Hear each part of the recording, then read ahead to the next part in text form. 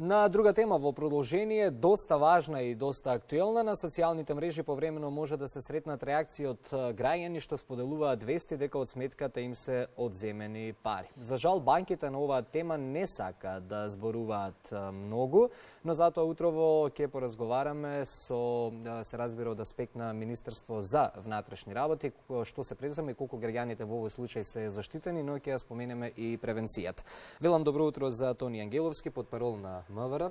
Добре не дојде, Тони. Добро утро вам и на вашите гледачи. Ова доста актуелна тема, најмногу некако зема на замав и последниот период на социјалните медиуми по групи се гледа како граѓаните негодуваат на оваа појава. Ајде прво да се вратиме на статистиката од минатата година и од малку да споредиме и со предминатите години. За 2022 колку кривични дела имавме во врска со оваа тема и имаме ли нагорен тренд? Па, видите, значи, употребата на платежните картички се зајакна со појавата на короната, кога бевме принудени на некој начин фактички се повеќе да ги користиме картичките за сметка на кешот, нели, што е секако добра работа, но од друга страна, нели, има и потенцијални опасности кои што можат, нели, да се случат и да им наштетат на граѓаните. Се разбира, минатата година имаме 173 кривични дела од оваа област, пред се околу оштетување и неовластено навлегување во компјутерски систем и изработка и употреба на лажна платежна картичка. И штетата на граѓаните е некаде околу 230.000 евра, како што вие кажавте, нели? Но оно што можам да кажеме дека мора да работиме, ние како Министерство за внатрешни работи, во нашиот дел работиме превентивно со граѓаните за да им укажеме како да се заштитат од овие злоупотреби. Затоа што овие злоупотреби, односно измами, се случуваат многу често и од наши блиски, така што сакајќи, нели, на некој начин да ги заштитат тие лица, дури и не ги пријавуваат случаите. Но ваквите дела мора да се пријавуваат и да се расчистуваат. Оно што е клучно кога ќе се случи вакво дело, веднаш да се јавите во банката и да ја блокирате картичката. Колку побрзо ја блокирате, толку помала ќе биде штетата.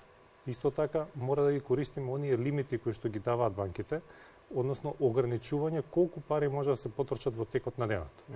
Што понизок е лимитот, толку поголема е заштитата, односно толку помала може да биде штетата доколку ви се случи, нели, ваков проблем со неовластено навлегување во компјутерски систем, односно злоупотреба на вашата картичка. Да, превенцијата дефинитивно треба да биде на прво место, малку и ние како граѓани да внимаваме со кого ги споделуваме картичките податоците, бидејќи верувам дека во примерите, во билтените на МВР има и такви ситуации кога може би несвесно од невнимателност граѓаните биле изиграни или излажени од блиски луѓе. Ние вчера објавивме кривично дело, расчистено кривично дело, поднесена кривична пријава за поранешен сопруг кој што ја злоупотребил картичката на поранешната сопруга.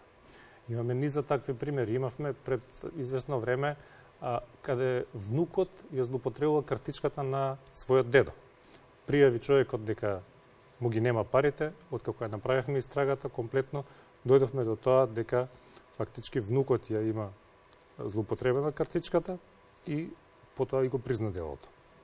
Исто така имаме милион примери, нели, каде што луѓе блиски наши, за кои што мислиме дека пријателски постапуваат, ги злоупотребуваат нашите податоци и на тој начин фактички нанесуваат штета. Имаме пример каде што пријател на пријател му кажува дека треба да добие некои пари од странство и дали може да ја ползува неговата трансакцијска сметка. Нормално како пријател му ги отстапува податоците, доаѓаат парите, му ги предава на водниот пријател и потоа, после одредено време, му доаѓа известување од друштво за брзи кредити дека фактички било подигнато. Да, тој сакав следно да прашам, и со брзите кредити доста има проблеми и тоа најмногу поради само споделување на лични податоци со пријатели или роднини. Оно што е битно, пинот е само за ваша употреба. Кога добивате картичка и пин во банката, јасно стои, ниту на банкарскиот службеник не смеете да го дадете. Само за вас. Ниту на брат, ниту на сестра, ниту на сопруга, ниту на син. Само за вас. Затоа што не знаете утре кој може да го злоупотреби. Затоа што може би, еве, примерот со брачните другари. Сега се во брак, утре нема да се во брак. Така. И ќе настане злоупотреба. Затоа пинот е само за ваша употреба. Оно што е исто битно. Никако не го носите напишан пинот во вашиот паричник каде што ја носите и картичката. Тоа што го прават многу постари, повозрастни луѓе, кои што до картичката го носат и пинот. Во случај да ви биде украдена или да ја изгубите. И оставате фактички можност веднаш да биде злоупотребена. Така. Значи пинот никако до картичката. Кога зборуваме за тоа како постапува МВР, се води според член 138 од кривични дела, оштетување неовластено навлегување во компјутерски систем, а според вашите билтени регистрирани се минатата година и 35 дела изработка и употреба на лажна платежна картичка. Сега, околу постапувањето на МВР и околу превенцијата на граѓаните би сакал да ги споменеме тука и банките, секако како фактор кој што не можеме да го заобиколиме, секако не можеме од вас да добијам одговор која е тука одговорноста на банките, меѓутоа можем да добијам одговор како соработуваат со Министерството за внатрешни работи банките, што велат на овој проблем, дали од нивна страна има интерес да соработуваат повеќе со Министерството за внатрешни работи за да се излезе во пресрет на граѓаните. Одлична соработка имаме со банките, благодарејќи на тоа фактички и ги расчистуваме овие случаи. Но пак ќе кажам дека клучно за ваквите дела е превентивно самите да делуваме, односно да не се изложуваме самите на вакви кривични дела. Едно е доколку ја изгубите картичката и доколку биде злоупотребена, тоа е еден случај, но пак ќе кажам има многу случаи каде што самите доброволно ги даваме податоците на лица во кои што имаме доверба, но очигледно дека не требало да има доверба. Затоа ќе повторам, пинот и картичката е само за ваша употреба, за никој друг. Затоа што не знаете кој се може да ја злоупотреби. Исто така, внимателно, значи мора да внимаваме кога ја носиме, кога одиме во пазарување. Картичката, односно паричникот, не сме да се носи во задниот джеб, затоа што на тој начин ја изложувате на оние потенцијални криминалци кои што би извршиле кражба. Значи да биде добро заштитена. Исто така, ќе повторам, пинот никако напишан, затоа што на тој начин му ја сервирате на криминалецот. На тацна баш. Да, така што на тој начин фактички самите ќе се заштитиме од извршување на кривично дело. Доколку пак сепак се случи вакво кривично дело, веднаш пријавете го во полициска станица и веднаш јавете се, ова е клучно, веднаш јавете се во својата банка. Да се блокира картичката, кога ќе се блокира, веќе не може никој да повлече средства. На тој начин фактички ќе си ја заштитите вашата сметка и користите ги лимитите во банките. Апсолутно, имате различни лимити, се знае колку ние можеме во текот на денот да потрошиме. Тие лимити нека бидат 5.000, 10.000, ако ви треба да купувате нешто повеќе, тоа многу лесно се прави. Ке се јавите во банката, ќе ви го продолжат лимитот и потоа ќе го вратат на старо. Значи нема никаков проблем, а заштитата на вашата картичка е гарантирана.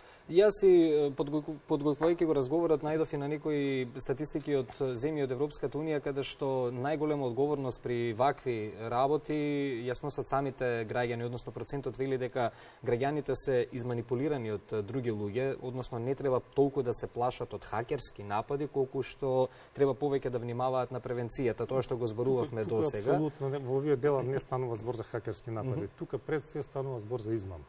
Затоа пак апелирам, мораме ние да се заштитиме превентивно, значи да е убаво што и вака зборуваме за нашите граѓани да гледаат и да не наседнуваат, затоа што да се разбереме, не се сите честни меѓу нас.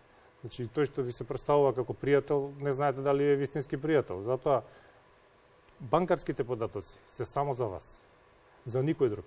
Затоа што тоа е исто како да му го дадете паричникот во джеп на некој, кога ќе му дадете картичката. Значи, внимателно, затоа што, како што кажав, имаме примери роднини каде што злоупотребуваат, имаме примери каде што пријатели злоупотребуваат, па ја подигнуваат брзи кредити, па потоа фактички ќе ви се наметне кредит кој што ниту сте ги виделе парите, а ќе мора да го вратите. Затоа што финансиското друштво не го интересира дали вие сте му го дале картичката или имате други релации со него, тие добиле побарување, одобриле и ги дале парите и потоа некој мора да ги врати тие пари. Да. На тој начин фактички граѓанинот ќе биде бива оштетен заради своето невнимание. Да, тоа е веќе и разговори за некоја друга тема во однос на тоа колку треба можеби да се променат некои законски решенија за лично подигнување на брзи кредити, но тоа е за други соговорници, за друга тема. Тоа е тема која што не е поврзана со нашата институција. Важно е, сакав да поентираме на крај да резимираме, слушајќи ве внимателно и во одговорите. Ќе кажам еден збор, може би навидум прво ќе звучи смешно, но граѓаните доколку внимаваат превентивно, може да бидат спокојни во врска со своите банкарски сметки. Бидејќи анализирајќи ги вашите одговори, гледајќи ја статистиката и од земји во Европската унија, најголем процент, веќе кажав, граѓаните самите сме виновни за одливот на парите од нашата сметка, пред се преку оние онлайн купувања. Затоа тука најголемо внимание. Апсолутно, ќе повторам, не го давајте пинот на никого, картичката исто така само за вас.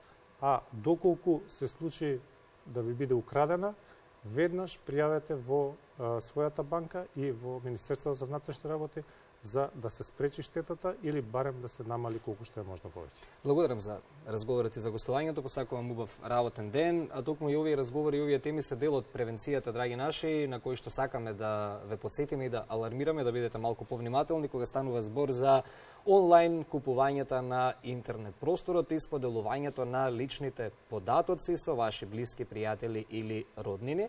Бидете внимателни со вашите банкарски сметки, верувам задоволни од одговорите кои што утрово ги слушнавте. Превенцијата ја ставаме на прво место и секако доколку бидете малку повнимателни, тогаш нема потреба за гриши.